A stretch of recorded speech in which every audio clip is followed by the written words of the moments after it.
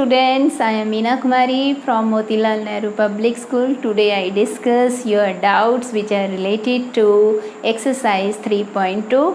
तो आप में से बहुत सारे बच्चों ने कमेंट बॉक्स में मेरे को लिखा था मैम इस एक्सरसाइज का हमारे पास जो क्वेश्चन नंबर 10 है ये हमें अच्छे से क्लियर नहीं, फिगर को देख के हमें पता ही नहीं चल रहा है कि किस क्वेश्चन को कैसे सॉल्व करें। तो आज इस क्वेश्चन को हम डिस्कस करेंगे बेटा। Question number 10. First I read the statement of this question. In the following figure of a ship A, B, D, H and C, E, F, G are two parallelograms. Find the value of X.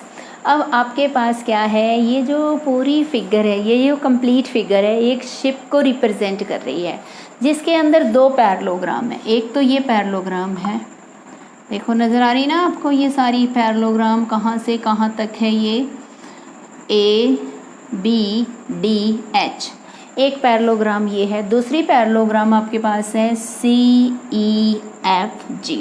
इन दो parallelograms को मिला के एक ship को represent किया गया है। तो अब आपने X की वैल्यू निकालनी है।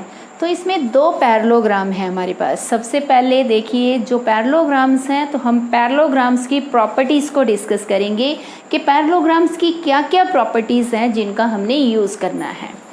तो पैरेललोग्राम की प्रॉपर्टीज़ हम लेंगे। सबसे पहले इसकी कौन कौन सी प्रॉपर्टीज़ हैं।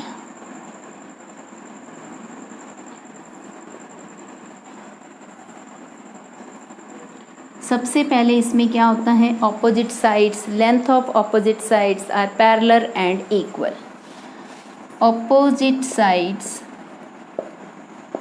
Are parallel and equal.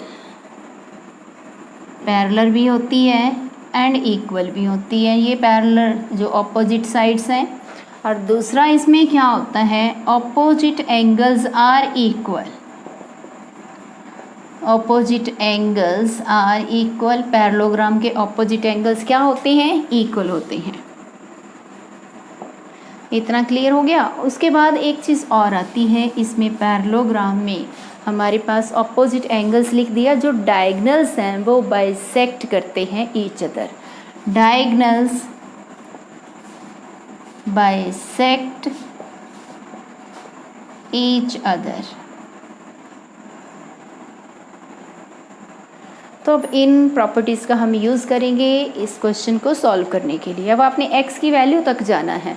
तो सबसे पहले देखिए इस पैरेललोग्राम में आपके पास C, E, F, G parallelogram में जो एंगल F है ये एंगल C के इक्वल है। क्यों, opposite angles of parallelogram are equal. तो अब आपने क्या लिखना है इसमें, angle C is equal to angle F। अब आपके पास एंगल F की वैल्यू दी है 30 डिग्री। तो रीज़न क्या लिखेंगे, opposite angles of parallelogram C, E, F, G are equal. तो इट मीन्स एंगल C का मेज़रमेंट आपका कितना बन गया, 30 डिग्री। यहाँ पे कुछ भी मेज़रमेंट आ जाए, अगर यदि 40 डिग्री होता तो ये एंगल 40 डिग्री का बनता। इतना क्लियर हो गया बेटा। उसके बाद हम इस ये जो हमारे पास दूसरी पैरेललोग्राम है A, B, D, H, इसके बारे में डिस्कस करते हैं। तो angle B plus angle D हमारे पास क्या बन गए, दोनों का सम 180 डिग्री बन गया। ये दोनों एंगल्स क्या हैं, को इंटीरियर एंगल्स हैं। तो angle B plus angle D is 180 degree. को इंटीरियर एंगल्स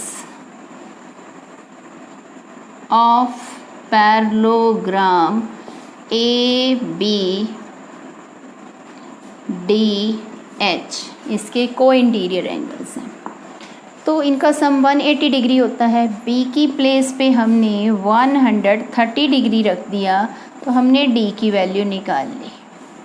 तो एंगल D आपके पास कितना आया, 180 minus 130 is equal to 50 degree. अब आपके पास ये वाला एंगल आपको मिल गया और ये वाला एंगल आपने फाइंड कर लिया डी। अब आपने क्या करना है, ये एंगल आपने निकाला है, एंगल सी आपके पास 30 डिग्री है और ये वाला एंगल अभी आपने फाइंड आउट किया 50 डिग्री। तो अब इस ट्रायंगल में हमारे पास यहाँ पे हम ओ पॉइंट ले लेते हैं। यहाँ पे ये दो हमारे पास पैरेललोग्राम की ये वाली जो साइड्स हैं आपस में क्रॉस कर रही हैं, उस पॉइंट को हमने ओ मार्क कर लिया। अब हमारे पास इस ट्रायंगल में दो एंगल्स गिवन है, हमने तीसरा एंगल फाइंड करना है। तीसरे एंगल का नाम क्या है, एक्स है। तो इस ट्रायंगल के ऊपर हम एंगल सम प्रॉपर्टी लगा देंगे तो हमारे पास एक्स की वैल्यू आ जाएगी। ट्रायंगल की बात करेंगे अब हम। In triangle O C D, इसमें सभी एंगल्स कर देंगे, angle O plus angle C plus angle D is 180 degree. कौन सी प्रॉपर्टी लगाई हमने, बाय एंगल सम प्रॉपर्टी। यहाँ ट्रायंगल लिखा है, इसका मतलब ट्रायंगल से रिलेटेड प्रॉपर्टी इसके अंदर डिस्कस हो रही है।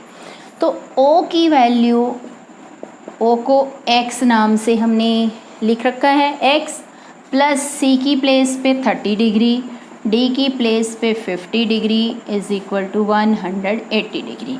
तो x प्लस 30 प्लस 50 हमारे पास 80 डिग्री आ गया।